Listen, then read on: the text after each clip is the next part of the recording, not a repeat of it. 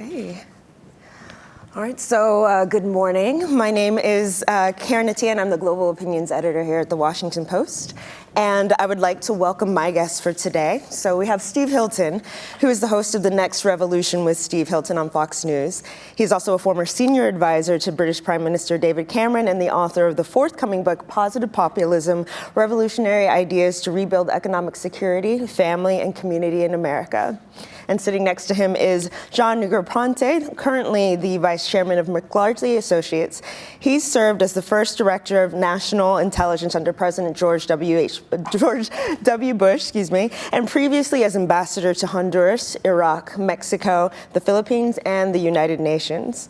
And so before we begin, I'd like to remind the audience that they can tweet their questions to us using the hashtag #PostLive. All right, so we'll just jump into it. We've had a really robust discussion with the ambassadors previously, so we will get into some of the discussions about NATO and about democracy. But first of all, I want to start with this question about, are we, with everything that's happening with populism, with the current administration, with the rise of populist forces around the world, are we in a revolutionary moment for democracy? And I want to start off with you, actually, Mr. Negroponte, because you've had such a long career in international relations and diplomacy, over 40 years of experience. So you're giving the long view and what you've seen.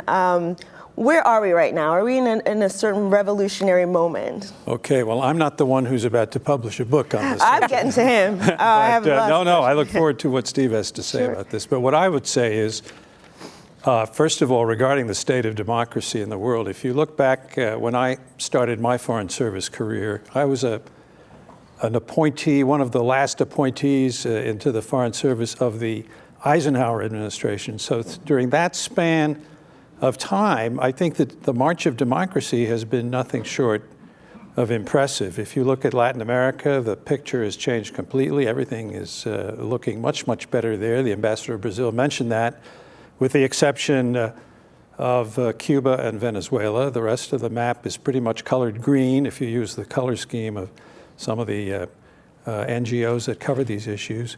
Africa has become, when I got into the State Department, Africa was becoming independent. Now they're moving towards more responsible government, although admittedly with greater difficulty. And of course, with the fall of the Soviet Union, Eastern Europe has been liberated. So I think the overall trend has been basically positive. And to try to make generalizations about one ism or another spreading like wildfire around the world, I think would be perhaps going a little bit too far. I believe, and this comes from years of doing political analysis in the 9 different Foreign Service postings that I had, you have to look at the particular circumstances of each country that you're in, the historic, geographic, economic, cultural, linguistic, and so forth, to really be able to grasp what's happening in these countries. So that's be the first thing I'd have to say. And so, again, with that backdrop of your experience, what is happening right now in the realm of democracy and perhaps even democracy promotion that does give you hope sort of at this moment? And I would also ask what perhaps gives you the most anxiety or fear about the state of democracy today? Right, and there's examples on both sides of that ledger. In our own hemisphere, I think I would worry most about what's happening in Venezuela, which has been a failed state for some time now. The economy is plummeting. Here's a country with the largest oil reserves in the world that has managed to mismanage itself practically into oblivion. Refugees are fleeing to neighboring countries and so forth. And the international community, particularly the community in the hemisphere, is a little bit, I think, at a loss as to what to do about this, because no one wants to see us go back into some kind of interventionist mode as we might have done back in the 19th century. And there's serious doubts as to whether that would even work. But there's also hopeful developments in this region and elsewhere in the world. I would just cite 2 recent examples. One is Colombia. If you were right there neighboring Venezuela, which has made tremendous advances, and thanks, in fact, in part at least, to some nation-building support from the United States. I would have called it nation-building light. I think when we get into regime change or occupations or sort of heavy-duty nation building, I think the opportunities to make mistakes are much greater. But I think we supported Colombia in a very effective way. But what was important in the end was their willingness to defend and develop themselves. And let's not forget this. If there's a sort of a bottom line here, democracy promotion can be helpful in facilitating a number of different things. But in the end, what really depends is the political will and the desire on the part of the local citizenry itself to accomplish democratic objectives.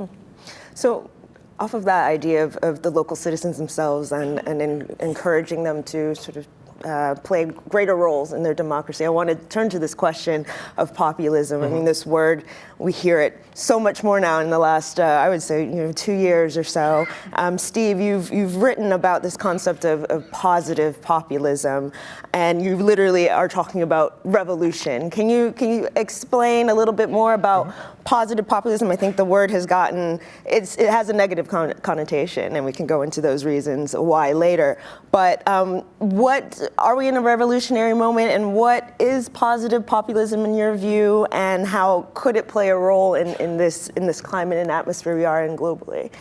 Thank you. Happy to get into all that. First of all, thank you so much for allowing me to participate today. What a great event, and it's a great pleasure to be here.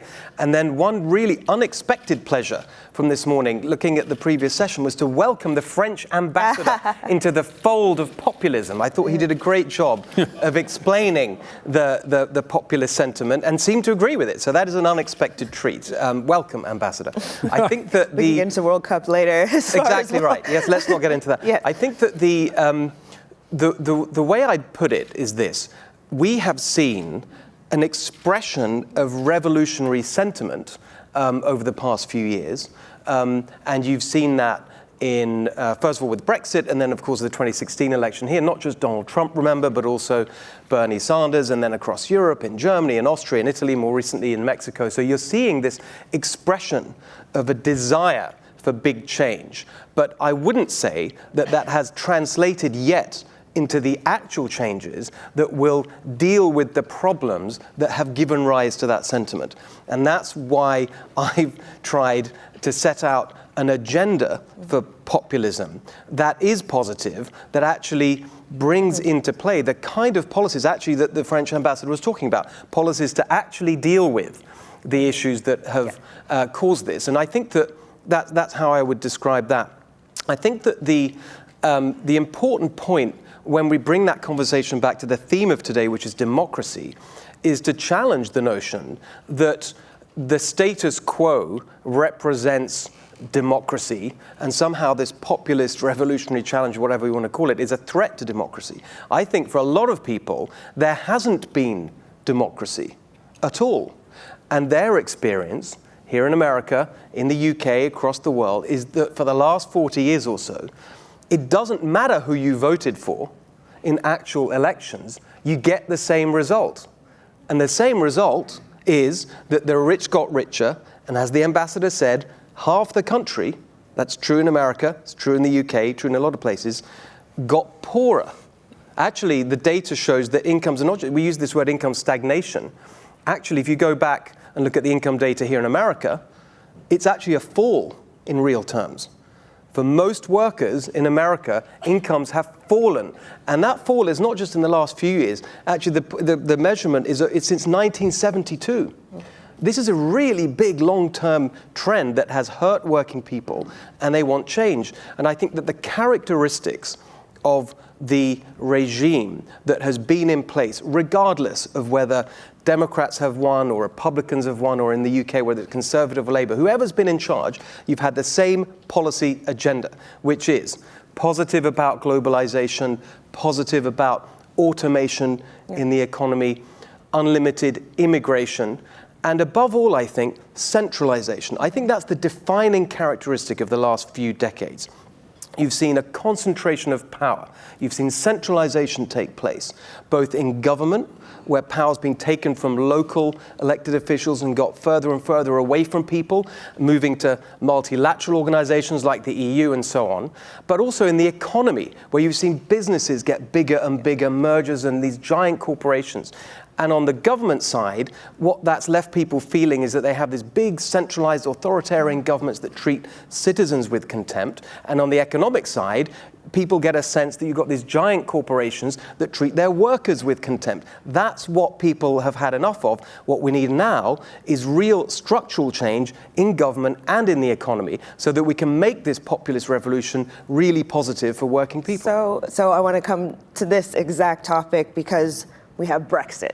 That is never left the news. We don't have Brexit. Well, we don't have Brexit. But I want to talk. I want to talk about Brexit. So, on your themes, right, of giving, taking power away from the EU, and you in particular, you made headlines by breaking with David Cameron over the issue of Brexit. You publicly supported Brexit, and you've said membership in the EU makes Britain literally ungovernable in the sense that no administration elected by the people can govern the country. What do you say? How do you comment on the resignations this week of David Davis, of Boris Johnson? And what do you say to critics who would say that those who backed Brexit never gave any sort of coherent alternative to membership in the EU? Great questions. I think just to put the context there, I think a lot of them, when I've talked to my American friends about the EU and Brexit, there's been this assumption that the EU is basically a European version of NAFTA. And therefore, people are mystified by Brexit. What's wrong with that? Why this great fuss? The truth is that the equivalent of the EU in an American context is not NAFTA, but the federal government. The EU is actually a federal government for Europe. The difference is, at least in America, with all its problems, the president is elected. Congress is elected.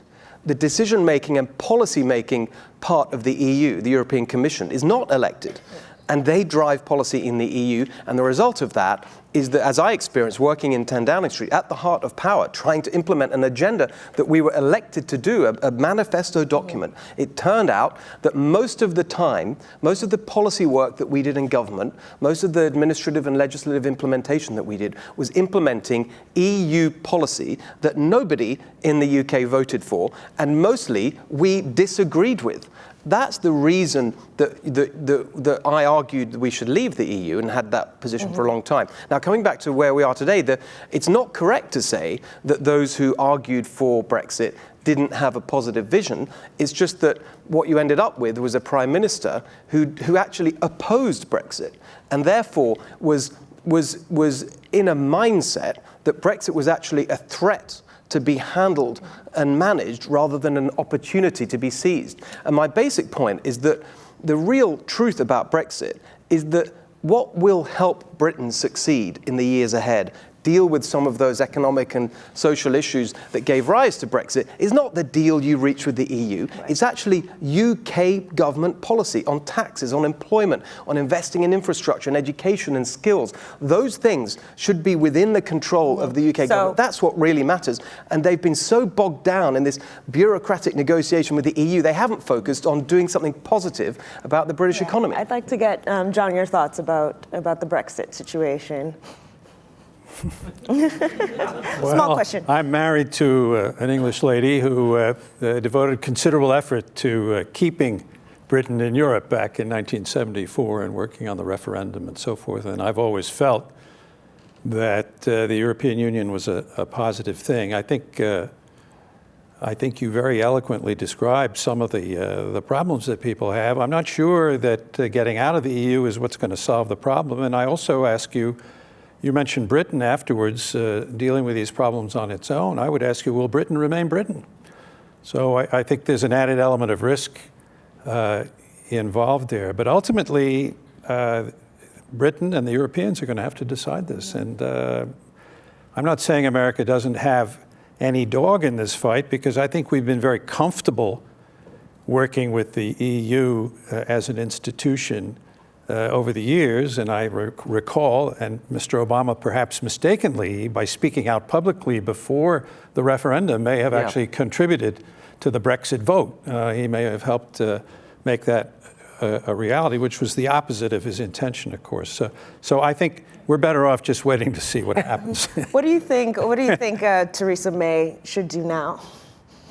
Well, I mean, I really am sincere when I say I think they've got to work it out themselves. It's not, this is about democracy. They've got a democracy that's devised to deal with these problems. They've got a wonderful parliamentary system. What I like about Steve's comments is that when you talk about populism, you talk about populism, but with an agenda. Yes. Whereas I think a lot of people think of populism as just some sort of indiscriminate yelling and screaming. That's and that's right. not what you're talking about. I mean, that's exactly. I assume you mean Bernie Sanders, for example.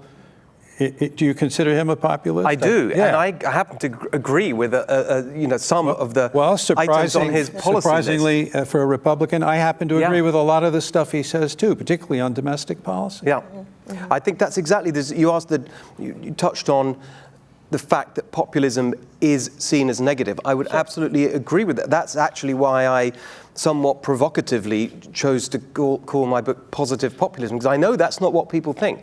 They think it's a kind of angry, screaming rejection of everything that can turn very dark and stray into territory that I would completely reject in terms of xenophobia and pulling up the drawbridge and all that stuff. And I think that the real answer is to give it a coherent, an intellectually coherent, positive agenda for policy. And I think at the heart of it is decentralization of power. That's why I focused in my remarks on the fact that you've seen this concentration of power in the economy and in government. I think decentralizing power is going to be at the heart of how we solve some of these problems. But just an example of populism that I had in mind.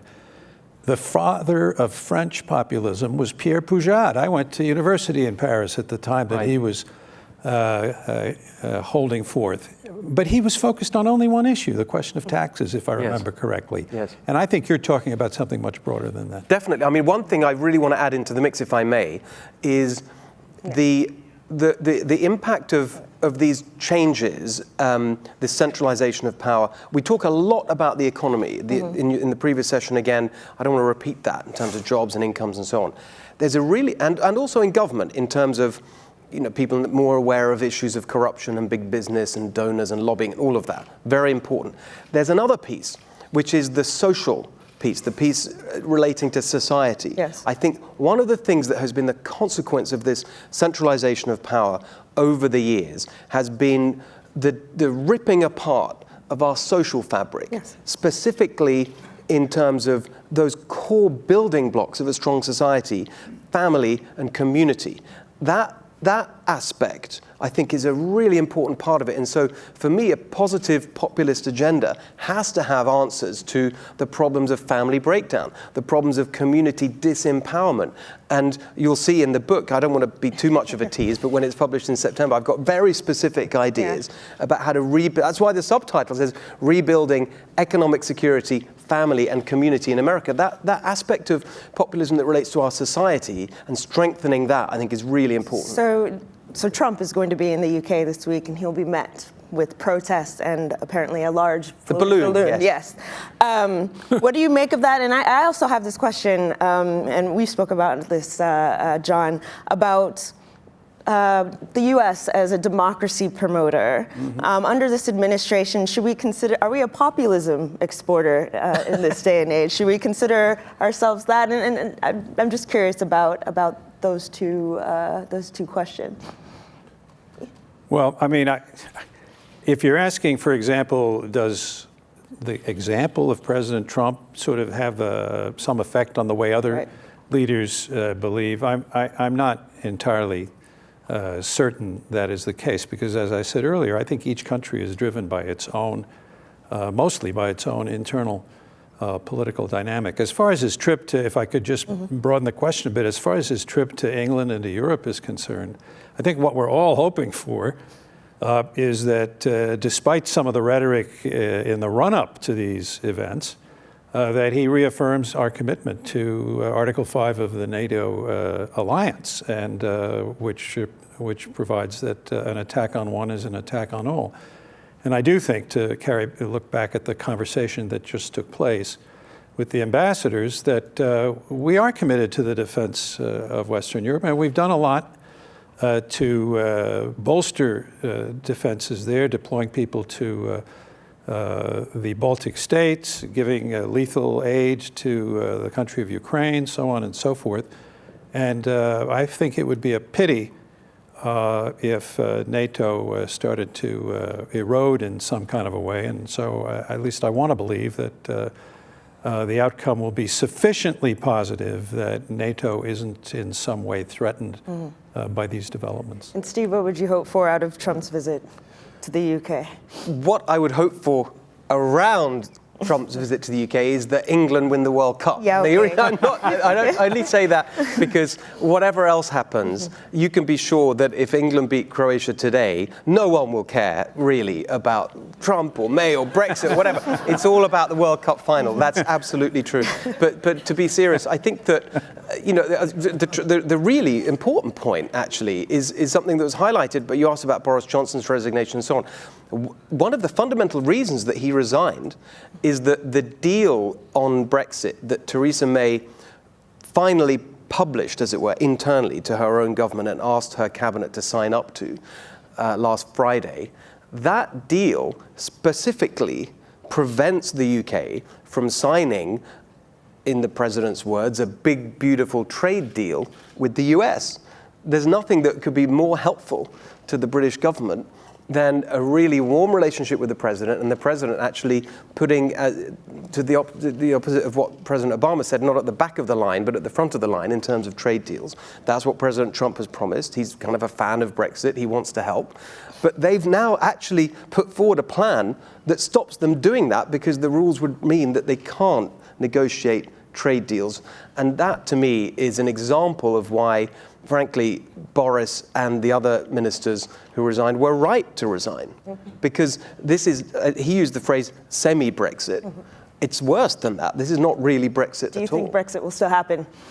It's very hard to see. I mean, the real problem is that although everybody agrees, when I say everybody, both the country at large, but also the Conservative members of Parliament and obviously the opposition, they all agree that Theresa May is completely useless and hopeless and making a complete mess of it. But they can't agree on what comes instead. So she's left there kind of, stumbling along in this incredibly depressing way because nobody can agree an alternative. Sure. And I think that, therefore, sadly, I think we can expect more of this slightly shambolic performance. All right, so I want to move on to the next, to Trump's next stop, which will be meeting with Vladimir Putin in Russia. John, I wanted to get your thoughts on this summit and what could he get out of this meeting that would serve America's interests? Well, first of all, I think the meeting's a good idea. I think great power leaders, after all, Russia is part of the permanent 5 members of the United Nations Security Council. It's a nuclear weapons state. It has been a big player on the international scene, sometimes more, sometimes less. Obviously, in the time of Mr. Putin, the Russian role in the world has expanded somewhat from the doldrum days, if you will, of the 1990s, when Russia was really pretty much flat on its back because of all the changes that had taken place. So they're a power, they're a force to be reckoned with, and they're proactive. And I think a very good example of their proactivity has been the role they've played in the Middle East, especially in Syria. So I think they're constructive conversations to be had between the two leaders on Syria, on Iran, I think on what to do about Iran, which I'm sure the Russians will have some views about our having withdrawn from that agreement. And of course, the situation on the Korean Peninsula. Let's not forget, Russia borders on a part, or North Korea borders on a part of Russia. So they have a direct and immediate stake in that situation as well. So it could be a broad agenda. And I don't think one wants to either exaggerate or underestimate the importance of this meeting. And Steve? Well, I really don't want to add to. I completely agree. That's what I would have said if you wanted me first, which is the most helpful thing would be a more constructive attitude on the Middle East and Syria and in North Korea. I completely agree. Very, very, very quickly, I want to touch on the roles of technology. You're coming from the West Coast. You've been involved in Silicon Valley. The role of technology in our changing society, and what role that can play in either, some would say maybe fighting populism or promoting what you would call positive populism, and also, John, maybe very quickly, what role technology, social media could play in democracies today. Well, it's a great question. I think that one thing that's happening is a dawning realization on the part of a lot of the technology leaders that, as you mentioned, I know either directly or indirectly because we're based out in California, that the tools that they created, which sincerely were motivated by a desire to empower people, are also empowering all people, including the bad as well as the good aspects of human nature. And I think that that's something that they are very conscious of and reckoning with. I should just make sure, for full disclosure, everyone understands that my wife is a senior executive at Facebook, just so that everyone's clear about that. I, as you say, started a tech company myself called Crowdpack, and I would argue that that was an example of the positive intent here. The mission of Crowdpack is to really put democracy directly in people's hands by allowing people to run for office, and is a crowdfunding platform for politics. That makes you the centralized power, right? Because no, it's the opposite, because it's actually undermining the control of the party systems. Right. And the idea is that people can run for office and raise money without relying on the big does and so on. Just to say, I'm not pitching it because I actually no longer am the CEO, because ironically enough, Crowdpack, which started as a non-partisan platform for all comers, has succeeded greatly amongst the resistance to Donald Trump. So you have a Fox News host having started a platform that is really funding a lot of the resistance. I just wonder, I just wonder because as we talk about democracy and as we talk about sort of traditional political parties and institutions, technology is becoming, as the previous panel mentioned, technology. You have driverless cars that are perhaps replacing truck drivers, eliminating jobs. You have the news about Uber and putting taxi drivers out of work. The tech sector is becoming extremely powerful with not necessarily the same sort of accountability that we would have in an elected system. So I just wonder, again, the power of the algorithm, like we talked about. How does that, it seems like we're replacing sometimes one sort of centralized power to Totally another. agree. I mean, I know we're short of time. Yes, I'm very, I know, as a TV, I'm very conscious of time. Sure. Always have to finish on time. But I want to just make 2 points, if I may. On the centralization of power, completely right. And I argue in the book, and I have for many years, including in ways that definitely conflict, if I could put it that way, with the agenda of the companies that my wife has worked for, that we need to have a much tougher approach on antitrust. We need to aggressively go after this concentration of economic power. I've got some very radical ideas that will be published in September, but I completely agree and that's not just tech, it's in every sector. If you look at what's going on in the health, one of the big problems in healthcare is the concentration of power there. The insurance companies, the giant insurance companies, they basically wrote the Obamacare law to suit themselves. You see it in insurance, you see it right across the economy. So we need a much more aggressive antitrust position. On the jobs and automation, I just say, the answer to that is not to try and stop these things, which actually do bring convenience to some people and do create jobs on their own. It's actually to equip the people who are going to be the victims of those changes with the skills and the training and the education to really increase their productivity so that they can get jobs that are really going to pay well. And that means a complete revolution in how we think about education from the beginning of life right the way through. And again, I've got very specific ideas about how to do that, but that's the answer. It's not to try and stop the technology. I want to get John in on this. Will technology save us or save democracy or hurt it? Well, I think ultimately it's going to be a wash as far as saving us, but I do think it's contributed in many different ways to our well-being. I think probably, you mentioned healthcare, I just think growing life expectancies around the world would be one example. There is the dark side of globalization that you were talking about, and I think it's not so much that all of these technologies are inherently positive. I think it somewhat depends on who's at the controls. And also, I think that the tech sector is going to have to face up to the fact that although it's made a big mantra of not being regulated because that impedes the freedom of the internet, I mean, there's going to have to be much more regulation than there has been up until now. And then lastly, and I think this is perhaps the most significant point from the point of view of populism and the discussion we've been having, and Ambassador Aroux mentioned it also, what impact is it having on the nature of work and what policies need to be adopted to address that? And at this point, I think we're sort of just standing there watching a lot of people losing their jobs and not completely, we haven't got a complete program as to how to deal with that fact. And I think this is a very serious social problem in this country, and I'm sure it's true in many, many other countries as well. All right. Well, unfortunately, that's all the time we have for today. This could have gone on for much, much longer. I would like to thank Steve Hilton and John Negroponte for joining me today. And thank you all for joining us today. And now I would like to hand things off to my colleague, David Ignatius, who will lead the final discussion. Thank you all.